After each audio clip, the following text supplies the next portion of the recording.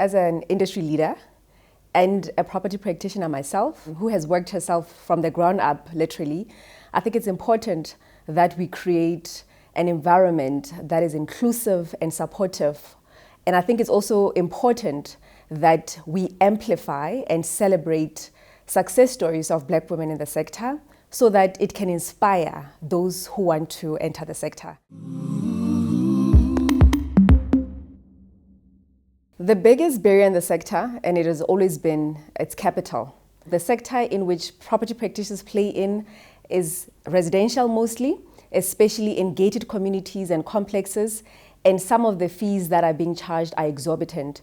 And that's one of the battles that we as the PPRA, as the regulator, has taken on to ensure that that barrier of entry is diminished. We are demanding that homeowners associations and gated communities don't charge exorbitant fees, especially for previously disadvantaged individuals.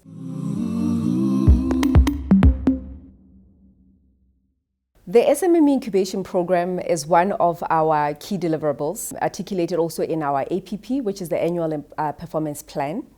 And this is to invite property practitioners in the sector who are PDIs, previously disadvantaged individuals, and give them financial and non-financial support so that they are able to continue with their real estate businesses.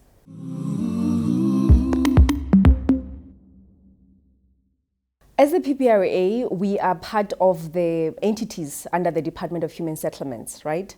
But if you look at our stakeholders, the majority is the private sector.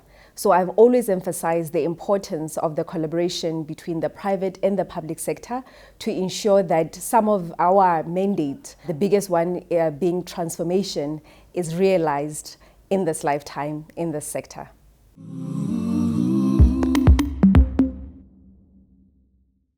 According to the Lightstone report, the largest demographic of first-time home buyers in the country currently is Black women aged 30s and 40s. So as a Black property practitioner, I would use that towards my advantage.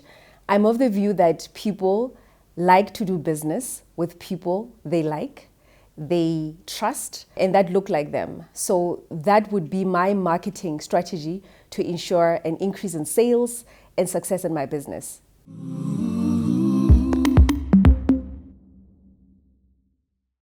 What I'd like to see in the sector in the next 5 years, which will be in my tenure, is to see people like me run successful real estate businesses. It is over a 6 trillion rand sector, and I believe that the pie is big enough for everybody to eat.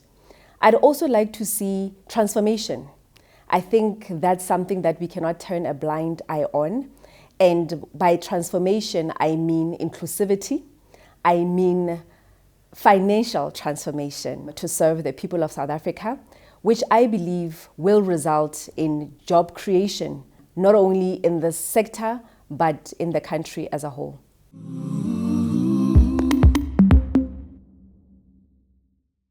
One of the pillars of our mandate as the Property Practitioners Regulatory Authority is to protect the interest of the public. What is important for first-time home buyers to know is that before they transact with any property practitioner, they need to ensure that that practitioner is compliant and they hold a valid FFC, which is a Fidelity Fund certificate, so that in the event that they suffer a loss, they can come to us as the regulator for recourse. But now under the new legislation, if you transact with a practitioner that is not compliant, there won't be any recourse. And if you lose money, that will be the end of that. One of the ways in which you need to ensure that you are dealing with a property practitioner that is compliant with the regulator is firstly to ask them for a copy of an FFC, which is a Fidelity Fund certificate.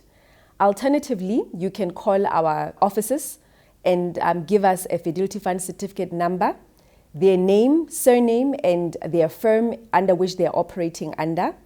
Or you can go on our website and enter the details of the property practitioner and then let you know whether that property practitioner is compliant and registered with the PPRA. You can report an unscrupulous property practitioner by going onto our website, which is www.smmeinc.co.za. www.thepppra.org.za.